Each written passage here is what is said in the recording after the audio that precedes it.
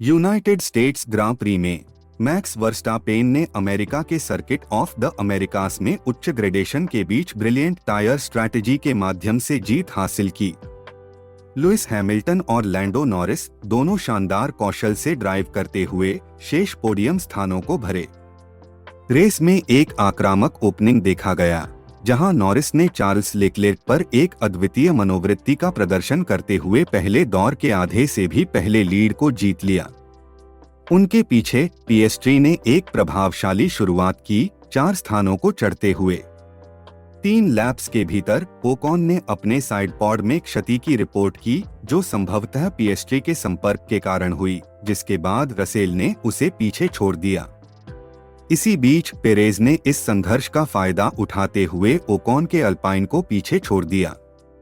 Podium race में Hamilton ने अपनी प्रतिभा का प्रदर्शन किया, साइंस को पार करके तीसरे स्थान को पकड़ लिया, जबकि वर्स्टापेन, जो छठे स्थान से शुरू हुआ था, फेरारी ड्राइवर को भी पीछे छोड़ दिया, चौथे स्थान में आगे बढ़ गया।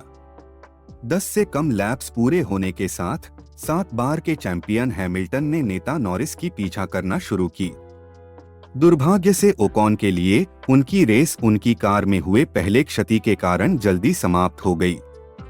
पिएस्ट्री की कार में समस्याओं के कारण पीले झंडे का खतरा होने के साथ पिट स्टॉप्स की एक बारिश हुई, लेकिन पिएस्ट्री को पिट में जाने और सेवानिवृत्त होने की क्षमता रखने में कामयाबी मिली।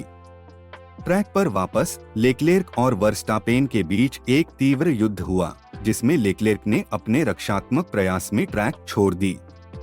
वर्स्टापेन ने 17वें लैप पर पिट स्टॉप की एक अग्रणी ड्राइवर थे, मीडियम टायर्स पर स्विच करते हुए, जिसके बाद नॉरिस, साइंस और पेरेज जल्द ही उनके पद का अनुसरण करने लगे। ताजगी वाले टायर्स ने नॉरिस के लिए फायदेमंद साबित हुए, जो 20वें लैप के बाद आसानी से रसेल को पीछे छोड़ दिया।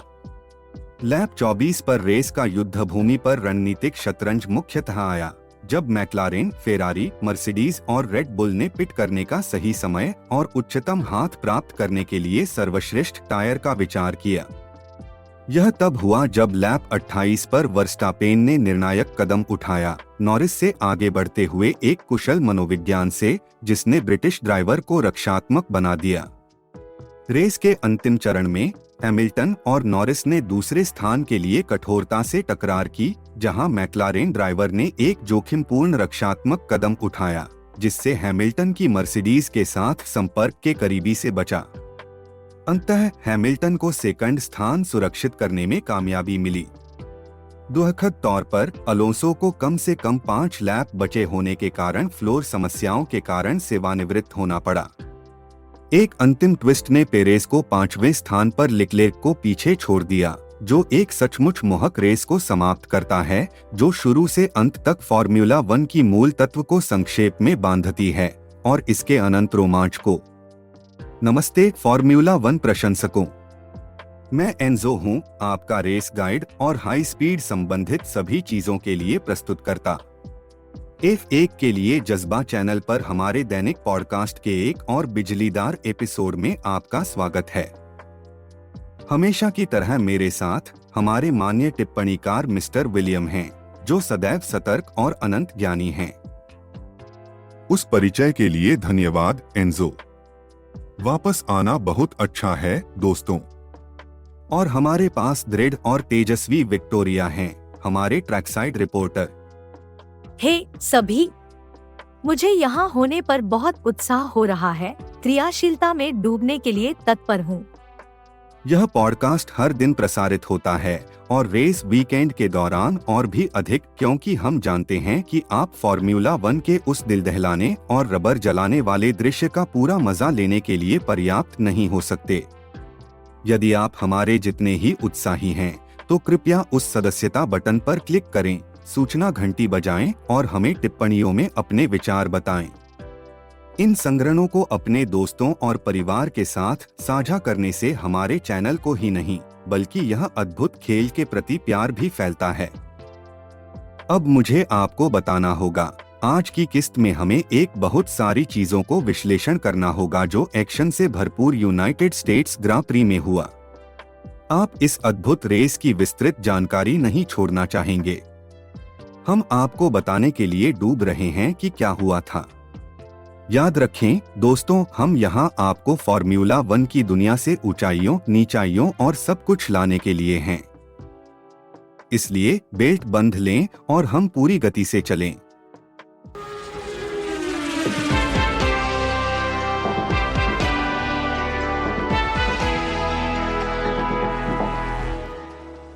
ठीक है, चलिए विवरणों में डूबते हैं। महान आयोजन यूनाइटेड स्टेट्स ग्रां प्री एक युक्तिक दृश्य थी।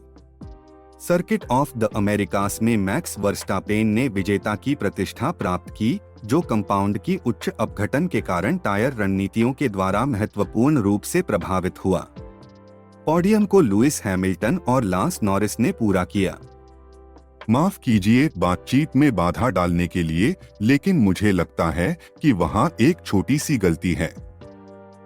यह लैंडो नॉरिस था, न कि लांस नॉरिस, जो वर्स्टापेन और हैमिल्टन के साथ पोडियम साझा करते थे। उस सुधार के लिए धन्यवाद। माफी चाहता हूँ दोस्तों। यूनाइटेड स्टेट्स ग्रां प्री में वास्तव में लैंडो नॉरिस ने वर्स्टापेन और हैमिल्टन के साथ पोडियम पूरा किया था। ट्रैक पर क्रिया भी उत्साहजनक थी। वर्स्टापेन और लेक्लेर्क के बीच थोड़ी सी टक्कर हुई। मोनेगास्क ड्राइवर ने एक रक्षात्मक कदम में ट्रैक से बाहर जाने का फैसला किया। 17वें दौर में वर्स्टापेन पहले मुकाबले में से एक थे जो टायर चेंज के लिए पिट जा रहे थे, मध्यम कंपाउंड का चयन करते हुए। वह एक रणनीतिक कदम था, क्या नहीं? वास्तव में यह था। उसके नेतृत्व में नॉरिस, साइंस और पेरेज ने भी अपने पिट स्टॉप किए। इससे टीमों के बीच एक तीव्र रणनीतिक युद्ध की शुरुआत हुई। मैक्लारेन, फेरारी, मर्सिडीज और रेड बुल की टीमें सभी अपने प्रतिद्वंद्वियों के मुकाबले में एक एज बनाने के लिए आदर्श पिट स्टॉप टाइमिंग और टायर चयन का निर्धारण करने के लिए प्रयासरत थीं। और वह वर्स्टापेन ने पहले स्थान पर ले लिया था, क्या नहीं? यह एक नेल बाइटिंग 20 दौड़ था, ठीक नहीं? बिल्कुल सही। एक शानदार कदम के साथ वर्स्टापेन ने ठीक समय पर डाइव किया, जिससे ब्रिटिश ड्राइवर को मनोविज्ञान और हमले के खिलाफ सुरक्षित करने के लिए कोई जगह नहीं बची। इसके बाद रेस और भी रोचक हो गई। हैमिल्टन और नॉरिस दूसरे स्थान के लिए गले मिले थे। नॉरिस ने अपनी स्थिति की रक्षा करने के लिए एक जोखिम भरा कदम उठाया और लगभग मर्सिडीज 44 को टक्कर दी, लेकिन अंत में 7 बार के चैंपियन ने नॉरिस को मनोविज्ञान करके दूसरे स्थान को सुरक्षित कर लिया। रेस के अंतिम चरण में पेरेज ने आसानी से 5वें स्थान के लिए लेक्लेर्क को पीछे छोड़ दिया।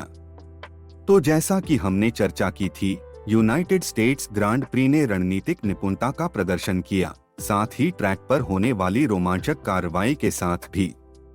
वर्स्टापेन की जीत, हैमिल्टन का तीसरे स्थान से दूसरे स्थान पर उठना और नॉरिस का प्रशंसनीय प्रदर्शन, सभी ने एक यादगार रेस में योगदान दिया। बिल्कुल सही। यह सिर्फ गति के बारे में नहीं था, बल्कि सही समय पर सही फैसले लेने के बारे में भी था। टीम और ड्राइवर्स को लगातार परिस्थितियों के परिवर्तन के प्रतिक्रिया के रूप में अपनी रणनीतियों को अनुकूलित करना पड़ा। और हमें यह भी नहीं भूलना चाहिए कि पेरेज ने लेक्लेर्क को 5वें स्थान को सुरक्षित करने के लिए अंतिम क्षण में पीछे छोड़ दिया। यह सिर्फ पूरी रेस के उत्साह को बढ़ा दिया। बिल्कुल सही। यह शुरुआत से लेकर अंत तक एक रोमांचक रेस थी, जिसमें रणनीतिक मार्ग निर्धारण, तीव्र युद्ध और अप्रत्याशित मोड़ थे। विलियम, संयुक्त राज्य ग्रां प्री के बारे में इंटरनेट पर क्या चर्चा हो रही है? चलो चलिए खो जाएं।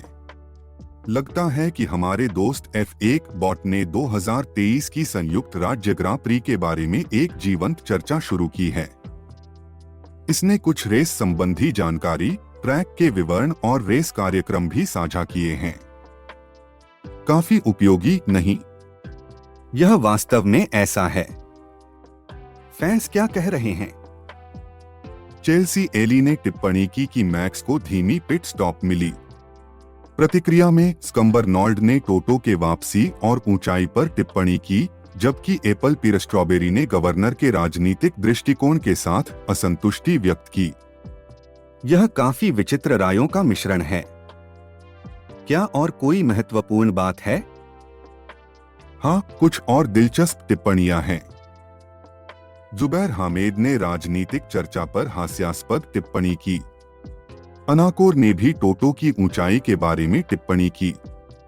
हाँ, टोटो की ऊंचाई लगता है कि बहुत चर्चा का विषय है। यह बिल्कुल सही है। फिर वहां बीशर गरसलट ने कुछ दर्शकों के निराशाजनक व्यवहार पर टिप्पणी की। और अंत में मोग्राफमैन 11 ने जोरदार बहस शुरू की है, कहकर कहा कि बूइंग गवर्नर पर ही नहीं, मैक्स पर थी। ऐसा लगता है कि इंटरनेट कभी भी विपरीत मतों की कमी नहीं होती है। आज F1 के लिए जज्बा पर हमारे प्यारे सुनने वालों का धन्यवाद।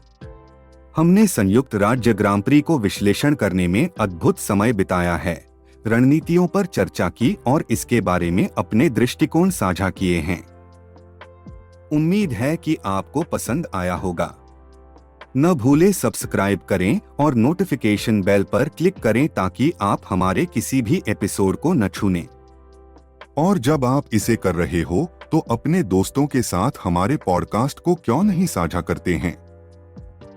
अगर आपके दोस्त भी हमारे तरह फॉर्मूला 1 के दीवाने हैं तो उन्हें हमारे बारे में बताएं। F1 के लिए जज्बा के बारे में सोशल मीडिया पर अपने स्थानीय इलाके में या अपने परिवारी भोजन के दौरान बात करें। शब्द फैलाएं।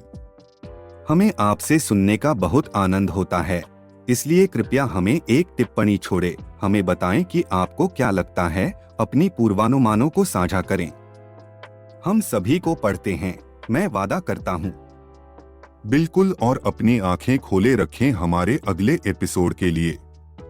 अगर आपको लगा कि आज का एपिसोड अच्छा था तो बस आप इंतजार कीजिए। तो एक बार फिर धन्यवाद और अगली बार तक। एंजो वॉट्स और विलियम साथ साथ गैस पेडल धड़ाम से दबाएं। सड़क पर अपनी नजरें बनाए रखें। हमारे चैनल का सामग्री सोने की तरह है।